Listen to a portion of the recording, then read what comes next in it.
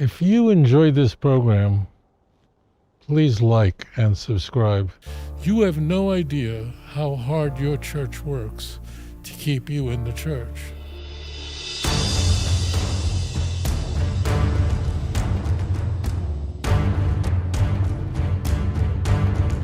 Yeah, my name is Bob from New York.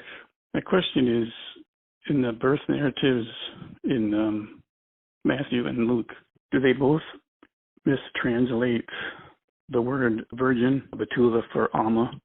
And also, if they were copying each other and they both have a birth narrative, why is there so many differences in Luke's birth narrative than in Matthew's, where he has them going to Egypt and he has them, Herod and Star and all that stuff? Well, why would they be so different if one didn't copy from the other, or was it just an oral story going around at the time? So that's my question. Thank you. Yeah, those are a great series of questions. The first question is the easiest. There are 27 books in the Christian Bible, and only 2 of them state that Jesus was born of a virgin, Matthew and Luke. The other writers of the New Testament make no such claim, and where we would expect to find it would be the book of Mark, because it's a gospel. The gospel purports to tell about the life and death of Jesus, and so it's not there. The idea of a virgin birth develops in the 80s, but the key point is that there are 89 chapters in the Gospels, and only 4 of them, 2 in Matthew and 2 in Luke, contain an infancy narrative. The notion that Jesus was born to a virgin named Mary in the city of Bethlehem. And that's where the similarities end, which go to your point. While Matthew employs fulfillment citations, he has 11 of them, where he says in Matthew 1:23 that Jesus' conception to a virgin is not just an arbitrary event, but it's a fulfillment of what it says in the prophet Isaiah. And here in Matthew 1:23, Matthew famously misquotes Isaiah 7:14, where the Hebrew says, "Behold, the young woman is with a child, and she will bear a son, and she will call him Emmanuel." Matthew famously changes the text and says, "Behold, a virgin." So the most obvious thing is it doesn't say a virgin, it says a young woman. It is young women that have babies as opposed to old women. So he puts in the word virgin. The word virgin is not in the Hebrew. There's only one way in biblical Hebrew and modern Hebrew to convey virginity, and that's the word betulas. You got that right. Matthew deletes the definite articles. Behold, a virgin shall conceive, also changing the tense. And also it says she will call his name Emmanuel. In the original Hebrew, v'karat shemo Emmanuel. V'karat means, and she will call. Matthew will have none of that either, because after all, Mary never called Jesus Emmanuel. So if you read Matthew 1:23 carefully, it says they will call his name Emmanuel. And of course, it's ripped out of context completely, and the sign isn't the conception or birth. The sign follows in the next 2 passages, which no Christian reads. It's Isaiah 7:15 and 16, where it tells us that the child will be eating butter and honey, 2 foods that are cultivated in some way. It means we'll be free, the war will be over. When the child knows to reject bad and choose good, before that'll even happen. These 2 kings that you abhor, in this case it's the Ephro-Syria war, so the king of Ephraim is Pekach ben Ramalyahu, and the king of Syria is Ritzin. None of this has anything to do with anything that happened 700 years later. Isaiah lived about 700 years before the Christian century. So Matthew just rips this passage apart and out of context mistranslates it. If you're a Christian, You should really send a big donation to your church, a lot of money. You have no idea how hard your church works to keep you in the church. You have no idea how many mistranslations have been loaded, packed into your NIV, King James. You should send them a lot of money. They work really hard in their translations to make sure that you stay in church. So if you enjoy church, they work very hard. Don't think this is a lot of work to completely reconstruct the text. Now, as it turns out, Luke, as I mentioned earlier, also claims that Jesus was born to a virgin. However, Luke does not use any verse or any passage to substantiate that, to bolster that claim, because that's not Luke's style. That's Matthew's style. It's not Luke. It doesn't mean that Luke never quotes or misquotes a verse in the Hebrew Bible. He does, but he doesn't do it in the way that Matthew does. Matthew says this is to prove, this is to fulfill what was spoken of the Lord. That's Matthew. So Luke does not do this. That's not the way the book of Luke was written. Now, Luke has in view the reason why did Jesus need to be born of a virgin? Why was it important? So Luke does tell his reader why it was critical. And that's found in the Annunciation, where Mary is told by the angel Gabriel that she's a virgin and yet she's going to have a baby. Mary, of course, said to the angel in chapter 1, verse 34, how is this going to be? Meaning, how am I going to get pregnant? I'm a virgin. And the angel, Gabriel, again, this is the Annunciation, answered her, listen very carefully, the Holy Spirit will come upon you and the power of the Most High will overshadow you. Now, this is very important. Therefore, the child to be born will be called Holy, the Son of God. So why is the word therefore? Why does he say therefore? So this is very critical. As far as Luke is concerned, Jesus is the Son of God because he was born to a virgin. That's why it's therefore. That's why therefore is there. To tell you that he is the Son of God. The virgin birth enables Jesus to be the Son of God. That's very critical to Luke. That's found right in the Annunciation, chapter 1, verse 35. Now we get very interesting. Luke did not copy Matthew.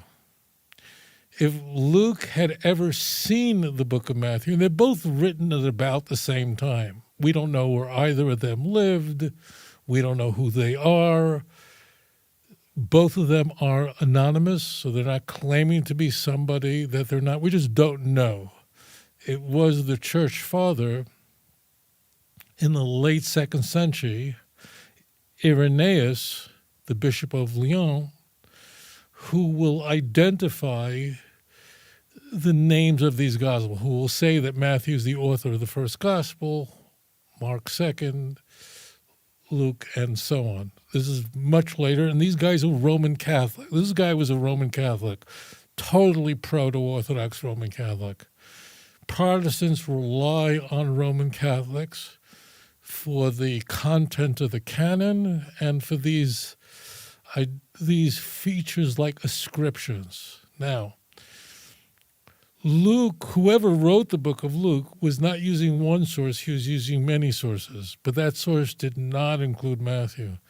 If Luke would have seen Matthew, you're right, his infancy narrative would be completely different. Let me make a point here. There are many variances in the Christian Bible. You want to call them contradictions, they're just variances. There are many of them. It's very, very famous that the passion narratives are very, very different in the Gospels. Okay? And many of you are aware of some of those variants. Some of them I don't think are very important. How many women come to the tomb Sunday morning? 2. Matthew, 3, Mark, more than 4, Luke, 1, John. That's not important. It really is not. Don't pay attention to that. There are some others that are really contradictory, that are stunning, okay? No matter what you uncover in the Passion narratives, no matter what contradictions you discover in the Passion narrative, and there are a lot of them, I chart them out in the first volume of Let's Get Biblical. There are a lot of them. These contradictions pale in comparison to the contradictions between Matthew and Luke. In fact, the difference between Matthew and Luke is not that they contradict each other. They're just completely different stories. Completely. Where was Mary and Joseph from? What was their original home? Where did they come from? Where did they start out? It depends. According to Luke, their hometown was Nazareth. That's where they start out. And they have to get to Bethlehem because there was a census. They arrive in Bethlehem and there's no room, there's no hotel room. So they have to, Mary gives birth in a barn. Jesus is born in a manger. And following the birth and all the in-between stuff, the family makes their way back home, stopping off along the way in Jerusalem for Mary to bring the requisite offerings. There it is, a month later. Matthew has the family start off in Bethlehem. That's why there's no issue about Jesus being born in a barn and there's no room in the inn and none of that. Home is Bethlehem. Now, they both want him born in Bethlehem because they both want him to be born in the city where King David was born. See 1 Samuel chapter 17 as an example. David HaMelech, King David, was born in Bethlehem in Bethlehem, so they want him to. But how they get that, another term that's better, they each independently use a different plot device to make this happen. And they are completely different because with Matthew, the family starts off in Bethlehem, not Nazareth. And Herod the Great wants to kill Jesus because, see Matthew 2, verse 13 through 15, because he was told that the king of the Jews is born in Bethlehem, and Herod, after all, is king of the Jews. He doesn't want competition. So all the children in Bethlehem are killed by Herod. I'm not going to bother telling you that there's no historical anything support for this. Is completely made up. So the family flees. They don't go to Nazareth, go to Jerusalem or any of that stuff on Luke, but they head down to Egypt and were there until the death of Herod, with another citation. Okay, so they're in Egypt, and then Herod dies, so Joseph thought, well, we now can go back home. Where? To Bethlehem. But he is informed by the angel that, in fact, you can't go back to Bethlehem because Herod's heir is Herod Archelaus, who was crazier than his dad. He was insane. You can't go back to Judea. That's what Bethlehem is. Just get a sense, if you look at a map, Jerusalem roughly is in the middle of Eretz Israel. Bethlehem, is just a little south, so it's still in Judea. And if I tell you this, I didn't figure this out, but Bethlehem and Jerusalem are so close that it would be a very long walk, depending on what part of Jerusalem you're in, but you can walk from Jerusalem to Bethlehem in a day. I don't know how long it'll take, but no traffic, it's whatever. It's very close, okay? 10, 15 minutes you're there. Hebron is a little further still in the heart of Judea. So in Matthew, they then go to Nazareth because they can't go back home. You understand? They're so different. So Matthew and Luke did not copy each other. However, that said, they both had sources that they used. So Matthew and Luke have a lot of material that's very similar. And they're getting that similar material from two sources. I want to change that word similar and replace it with identical or nearly identical. It's not similar, so I want to change that. They're identical. So number one, both Matthew and Luke had the book of Mark in front of them and copied almost all of the 679 passages in the book of Mark. The book of Mark is much smaller. And that's not all of the book of Mark, but almost all the book of Mark appears in both Luke and Matthew. So they both copied Mark. But here's where it gets interesting.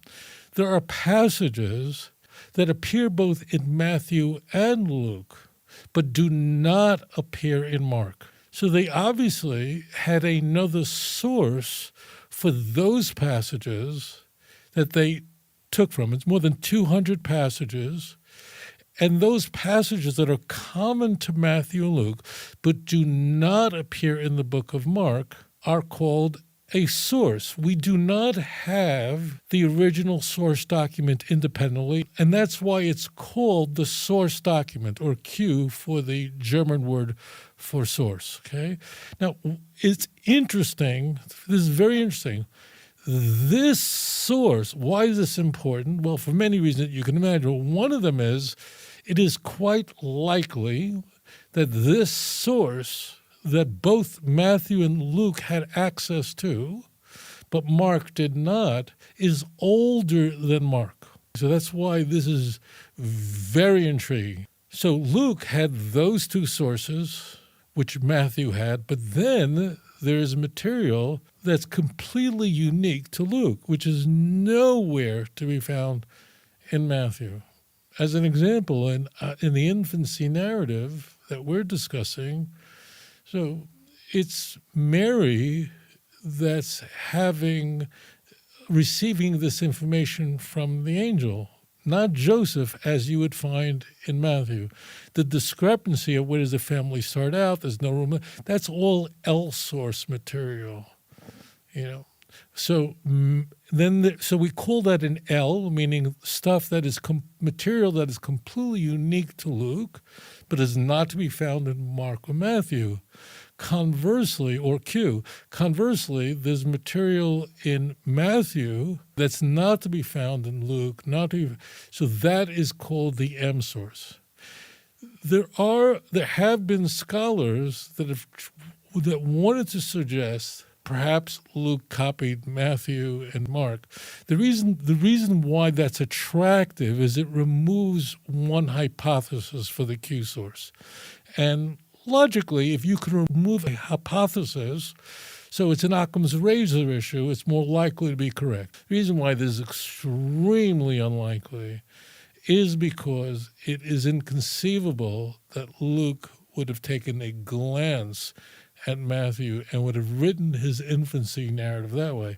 Now, I'm not going to go further with you because it'll get too complicated. There are some people who have theorized that, in fact, the first 2 chapters of Luke were not original. We have no manuscript data to support that at all. But Luke could begin with chapter 3, and you don't need 1 and 2.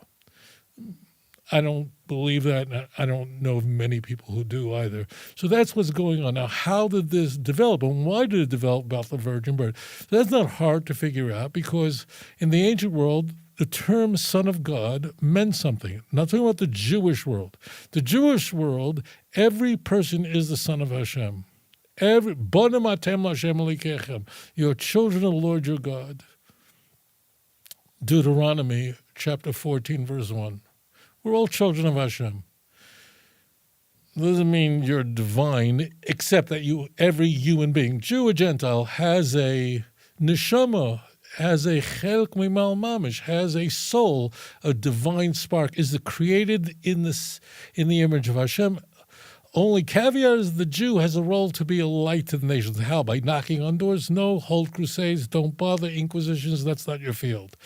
You keep Torah and it will reach the world. Yes, how could such a thing be? You could have asked that question thousands of years ago. Today it's obvious what's going on. But in the Greco-Roman sense, Son of God really meant Son of God.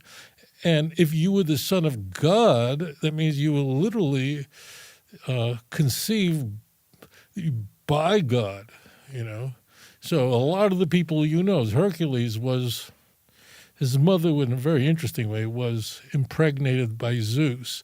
And those like Romulus, the founder of Rome, was said to be born of a virgin, and Alexander the Great, born of a virgin. Rome did not convert to Christianity. Rather, Christianity converted to Rome.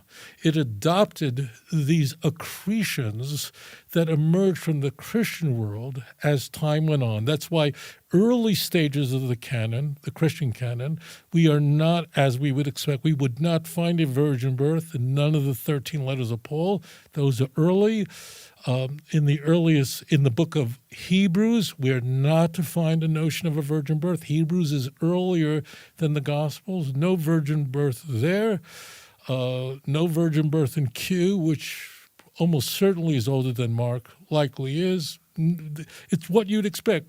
Mark was written about the year 70, the time when around the time of the destruction of the Second Temple. No virgin birth there in the book of Mark. We're introduced to Jesus as an adult at his baptism. Nothing there.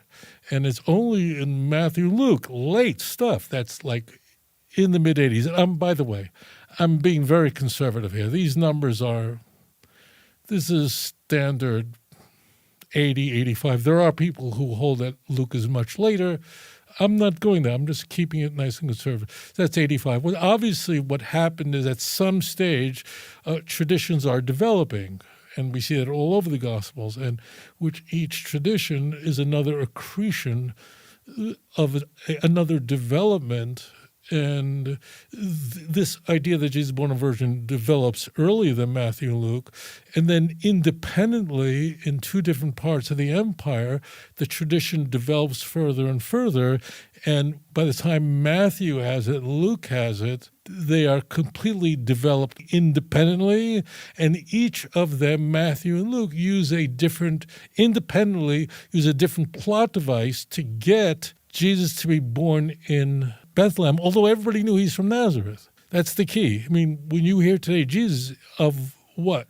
You don't hear people saying Jesus of Bethlehem. It's Jesus of Nazareth. So they were stuck with Nazareth, which is no doubt a real place in the northern Galilee, a one-horse town. And that's where the historical Jesus comes from. And each Matthew and Luke have to come up with a totally different plot devices. How do you get the family to Nazareth, but yet have the baby born in Bethlehem? And Matthew and Luke will go about that differently, and that's why they're different. When I say different, I don't mean different as in the Passion narrative. I mean the stories have nothing to do with each other, and to the credit of many evangelical scholars, they concede that, in fact, these are hopelessly unreconcilable. Thank you so much for your question. If you enjoyed this program, please like and subscribe. אדון עולם אשר מלך בטרם כל יציר נברא ועת נעשה בחפצו כל אזי מלך שמו נקרא ואחרי ככלות הכל לבדו ימלוך נורא